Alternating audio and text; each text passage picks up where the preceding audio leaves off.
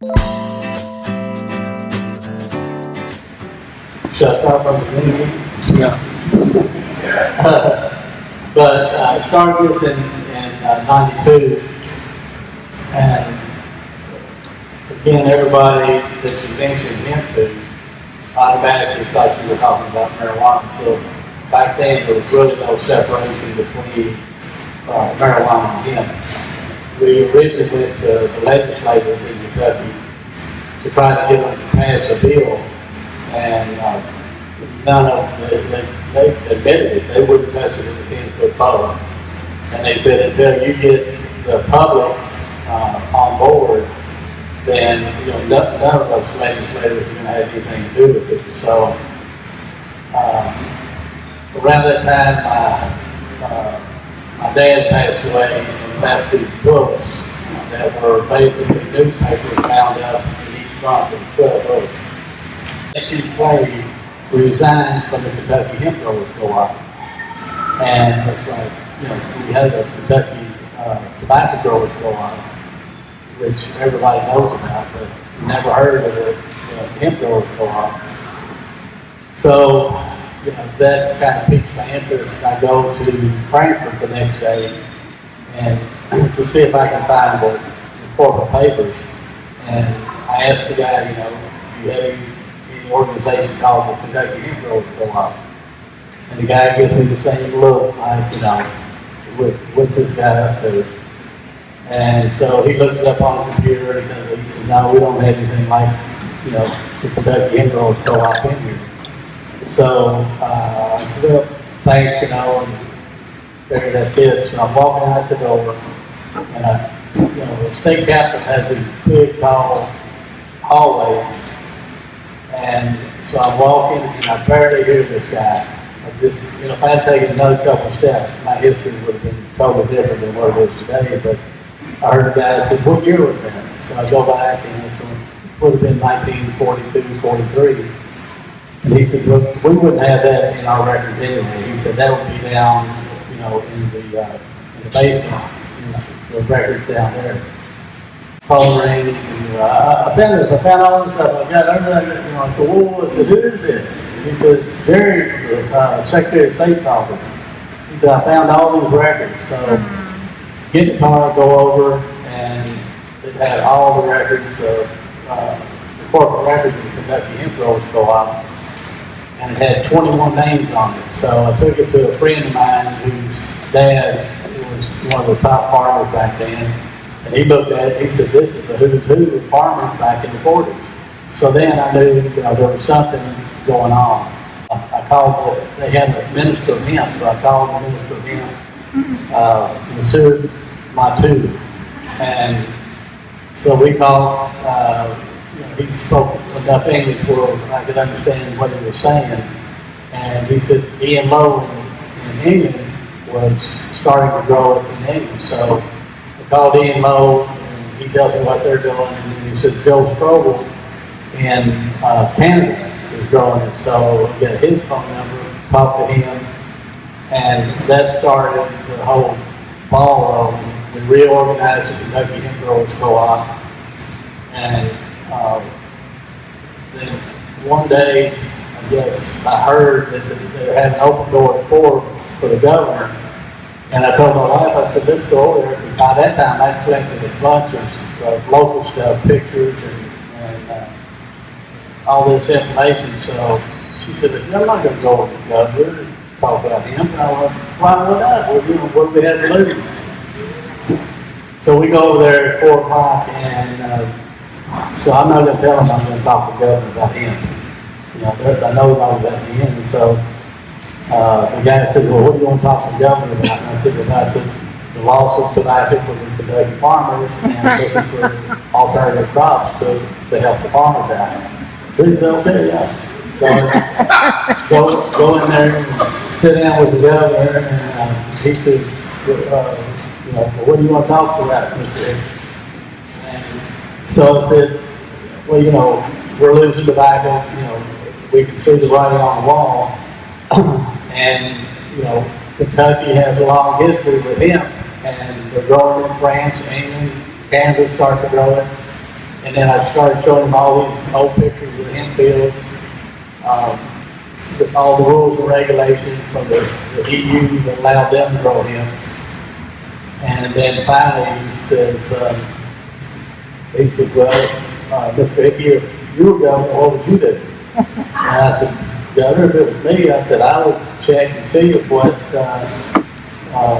I'm telling you is true. You know, I'd form a commission. And he said, well, I have no doubt what you're telling me is true. And I said, well, it's more of a public perception thing. If the commission looks at it, then it's different. And he said, I think you're right. He looked over the head of the agricultural department. He said, I want you to work with Joe and let's get this thing going. So, and Jake Graves, who then was a 6th generation hemp farmer, he had harvested hemp when he was a 16-year-old boy. And we went and talked to him. A friend of mine, well, the reason we went to him, a friend of mine, Dave Spalding, was he'd worked with Andy Graves. And I told Dave, I said, we need to be going out and collecting all this old feral hemp seed because it's going to be valuable someday. And he said, well, my buddy Andy Graves is growing all over his farm. So we met with Andy, started collecting, and Andy said, let's talk to my dad. So we told him what we were doing, and I said, he said, well, how can I help you guys?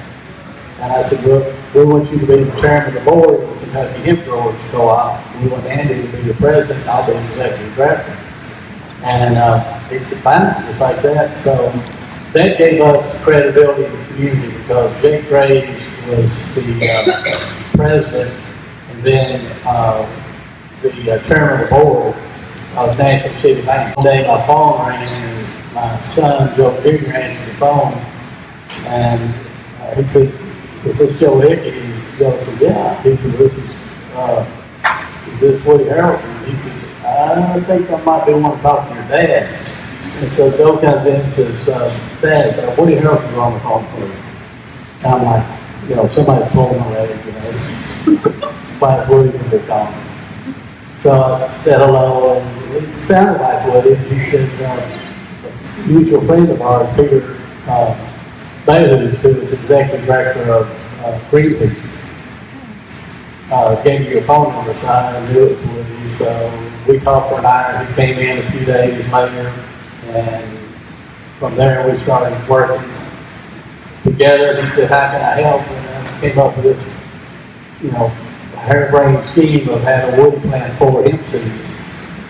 Because 5 would have been a felony, 4 was a misdemeanor. Last year, we made a deal with, well, not a deal, but we had agreed, that he would press charges against Woody for planting the seeds. And when we went to court, if he won, we would appeal it. If we won, then he would appeal it. And so, we went through court, back and forth, and finally, it was on the 3rd of July. The circuit judge that heard the case was a friend of mine, and I called him up, like a month ahead of time. Let's have it on the 3rd of July, and he said, okay.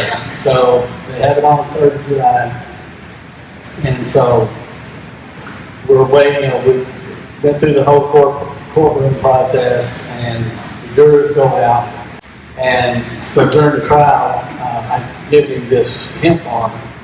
And he's looking at the jury, and he looked at the judge. He said, Judge, I got this hemp farm. He said, well, the permission of the court, I'll take a bite. So he takes a bite of it. He's looking at the back and forth, and all the jurors are looking around. And then he swallows it. He says, well, ladies and gentlemen, jury, he said, I got it on me, and I got it in me. He said, so if you're going to convict this man right here, you're going to have to convict me too. And you can see everybody, all the jurors are like, see, that kind of shook the brain a little bit. Hemp was in the same category as heroin. So they used to harass us at the border when we get stopped, and at one point they said I didn't have the right to sell our hemp bars, just like they just sent some letter from the U.S. Customs. So I said they didn't have jurisdiction, and we mounted a PR campaign, and then they eventually backed off. But after a couple years of this kind of cat and mouse game, they published in the Federal Register on September like 22nd, 2001. It was like 2 weeks after 9/11, that hemp was in the same category as heroin, and that if I continued to sell, I'd be facing multiple charges, crossing state line, et cetera, et cetera. So I had three choices: either stop what I'm doing and basically go bankrupt because I put a lot of my money. We were the first company to sell a hemp bar all across the U.S., or go to jail and just keep doing what I'm doing, or sue. So we decided to sue the Bush administration and Nutiva, because we were based in California. We were based in the Ninth Circuit Court of Appeals area, which is much more favorable, let's say, than being in New Orleans or the East Coast, etc. So we were fortunate we won that. Dr. Bronner's and Nature's Path and the Hemp Industry Association, others joined in that lawsuit and won that in 2004. So now hemp foods are legal. Been at this for a while. Also went to a conference called Bioresource Hemp in Germany in 1995 and learned a lot about hemp there. And it has a very interesting potential as a rotation crop. One thing I would say, there's a lot of hype about hemp. So a lot of things that you might have read or heard about hemp aren't necessarily true. I mean, it is a great crop, but it's not going to save the world or make cheap gasoline or grow without fertilizer. Hemp's a heavy feeder in terms of nitrogen, so similar to corn. Wherever you grow corn, you grow hemp. You usually plant a little ahead of corn. It also does like water, maybe not as much as cotton. So I think the large acres are going to be really, for production agriculture, going to be in the Midwest, not in the San Joaquin Valley, because of the water issue. But there may be some for non-organic hemp, because that's what most of cotton is non-organic hemp. One of the advantages of hemp is it grows very fast. It'll outrun, if it gets enough moisture to start, it'll outrun Canadian thistle or Johnson grass. Vineyard farmers, how fast those weeds can grow. It has a deep taproot, so it really breaks up the soil. And also, you grow it not in rows, you grow it in an entire field. So it blocks the sun from the soil, so the soil tends to be cooler. And then the leaves are just, as it's growing, the leaves are constantly falling, so it's kind of like a self-mulching forest. And it's a good crop to grow rotation, 5-6 crops. And in Canada, there's about 70,000 acres being grown. We were close to 100,000 a couple years ago, but the demand for hemp foods has fallen off. It's slowed down a little. It's kind of, we help pioneer. I'm not quite sure why more people aren't buying hemp. The same thing with chia. Seeds are a really important crop, because we realize we can't be relying on industrial CAFO for the way a lot of the meat protein is produced in this country. We need to change the way we grow food. Hemp seed, most people consume it through like shelled hemp seed or hemp nut. Hemp hearts. It's about 33% protein. Contains all of the essential amino acids.